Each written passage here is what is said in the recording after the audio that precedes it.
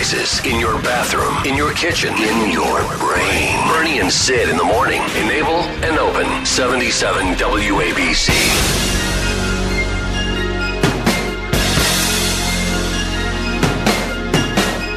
God, I love this guy. One of the biggest Jew haters in the world, though. I think him and Vanessa Redgrave give the most money to the PLO, but who doesn't love Phil Collins? Easy lover. Hey, before we talk to Tacopina, I'm really glad they arrested this piece of garbage out in Connecticut who clearly killed his wife of 5. He's got some slutty girlfriend now, and they both been actually detained. At least she's pretty. The wife was gorgeous. No, I mean the girlfriend. Not in her mugshot. Obviously, I'm being sarcastic. Oh, okay. No, but she's probably much prettier than the mugshot looks. And he's a very good-looking guy. She has a nice ass, huh? Who knows? Whatever it was, whatever she's got. It's terrible. Whatever she's got, it didn't inspire him to wipe out his ex-wife, or his wife, I should say. It is an awful story. And, yeah, he killed her. And no doubt. The poor kids. Now he's going to be in jail, no parents. 5 little kids. Yeah. I never get that. I mean, whatever. It's the same old story. Why kill her? Why kill kids? But that's what people do. And Joe Tacopina defends people he like owed, this. he owed the mother-in-law $1 million. Right.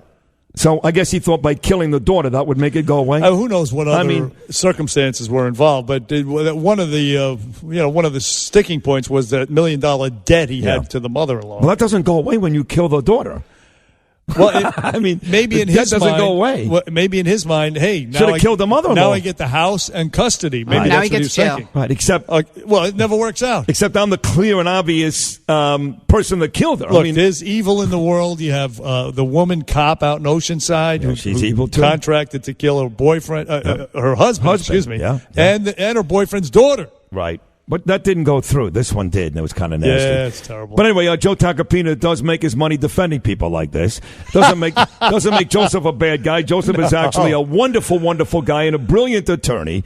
And here he is this morning feeling like a million. Talk about me feeling great, Bernie, after being the honorary Grand Marshal at the Israeli Day Parade and getting on television with my son, which was a big deal. Well, you may remember Tacopina here last week was talking about the way his client, Meek Mill, was being treated by the Cosmopolitan Hotel in Las Vegas.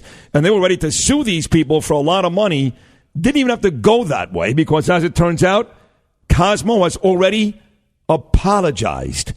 There it is. Wow. A big win for Joe Tacopina. And here he is this morning. Good morning, Joseph. Hey, boys. By the way, I'll point out I've represented both of you also. So that is true. That doesn't help your cause. All of my clients. No, that doesn't help your cause at all. But seriously, congratulations on the Meek Mill victory. And what was great about it, Joe, was that before you even had to really take any real legal recourse, they stepped up and apologized. Quickly. And that was the deal. I mean, I said publicly, I said they either issue a prompt and substantial apology or we commence legal action. And we were ready to go. I mean, really were ready to go. That case was... But look, at the end of the day, they did what they had to do. We accepted their apology. It was substantial. They said they were wrong. They said they acted irresponsibly and disrespectfully. And, I guess, at the end of the day, that's what Meek was looking for, acknowledgement that he was treated unfairly, and they bowed. Well, that's good. Congratulations to you, and how dare they? And congratulations to Meek Mill. Now, Joe Tacopina, this Central Park jogger story has resurfaced its ugly head. It seems the left always wants to rip off the scab off old wounds and try to, rile people up. But there it is. Netflix has this show on, and it's called When They See Us. And it's all that's actually a quote from Donald Trump's ad at the time calling for the death penalty. Now, Linda Fairstein is getting dragged through the coals. She's being played by Felicity Huffman. And so some people are saying it's revisionist history. Some people, there's still a question as to whether or not they're guilty, even though they won $40 million. They were awarded $40 million from the city of New York. Yeah, that's one of the worst stories I've ever seen in the criminal justice system that I've been involved in. I'm not talking about things before I was a lawyer, but at that point, it's really, in that case, these kids were fully exonerated. It wasn't a technicality. It wasn't, they weren't deprived of their constitutional rights. They were deemed innocent. And the handling of that case was absolutely really despicable. And, Linda Fairstein, she sat at the helm. And she sat at the helm and she was the one who sealed confessions from these kids when they were under duress, and it was really something that disturbed me because it was 5 lives who were really tossed aside. And by the way, a real sociopath, a real perpetrator got away with this for far too long. So, did you think that back at the time, or did you think that after the guy made the confession? Well, look, I didn't know enough back at the time, right? And none of us did. I mean, we read what we read in the newspapers. It was a different world then. There wasn't, you couldn't pop on the internet and get, 50 different, versions of the event, and you couldn't have access to things. So, we knew what we were told by the police at the time. We knew what we were told by the prosecutor, by Linda Fairstein, by the office at the time. We didn't know what was out there. But what was out there was horrific violations of the law, horrific violations of constitutional rights, clearly playing on the fact that these kids were under duress. They were, they were minors. They were being taken advantage of. They were being lied to. And things that we didn't know and we didn't see at the time. So you didn't really know. But, when you hear, if you heard about the wilding and you heard about all the things that they were accused of doing, how can you think otherwise? But when the facts came out, and I think Ken Burns did a special, the Central Park 5. It was really one of the most troubling things I've ever seen on television. It really was. It brought a tear to my eye at times. It was really, really sad. All right. I still think those kids are dirtbags, and they got away with murder. Anyway, let's move on. I don't care what the case said. Just like I knew O.J. Simpson was guilty. He got off, too, because of Clark and Darden.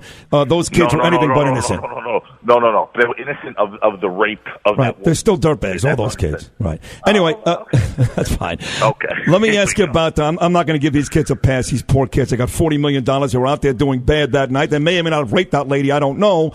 But they're a bunch of lowlifes. By the way, Bloomberg wouldn't settle because he thought they were guilty as well. Yeah. It took de Blasio to get elected to settle with those kids. Right. Hey, let me ask you, though, about Kevin Spacey, because he's in court now, and this is a guy, you talk about having it all. This guy was at the very, very top of his game. You know that, Joe, that huge show on Netflix, House of Cards, and, well, the cards all came crumbling down. What's up with Kevin Spacey? Well, he's in court now in Massachusetts for that one incident of fondling some teenage boy in a bar, and things are heating up. I mean, of course, the defense is now alleging that the kid deleted some things on his social media that would prove the innocence of Kevin Spacey. But, the judge ordered something significant. He ordered that the surveillance video inside the bar be turned over for the trial. So we'll see what's going to happen there. But that's another case, boy. It could be just the tip of the iceberg. I mean, there's so many allegations floating around him right now, and that's part of the challenge for the defense, right? Everyone in the world thinks this guy's a Class A creep now and a pedophile, and Netflix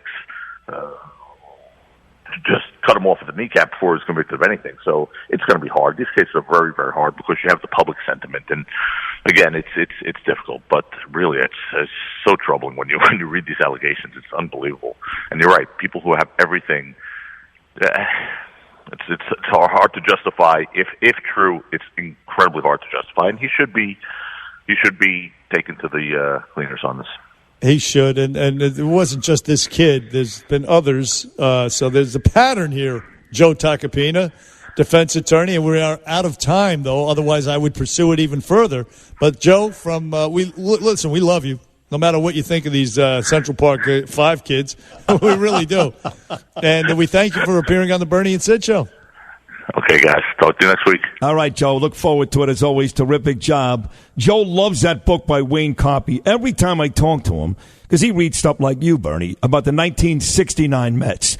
This guy's dying to come on. You may as well book him, Jill. This Wayne Coffey. Tacopina says that's one of the best books he's ever read. And he reads stuff outside of sports like Bernie. Supposedly, Coffey's book on the 69 Mets, according to Tacopina, is a winner. Talking about the Mets, they were not winners the last couple of days in Arizona. Neither were the Yankees last night at home. Neither was Toronto last night at home. The Shrewsbury Bicycle Sid's Blitz comes your way right after these short messages. Bernie and Sid in the morning, 77 WABC.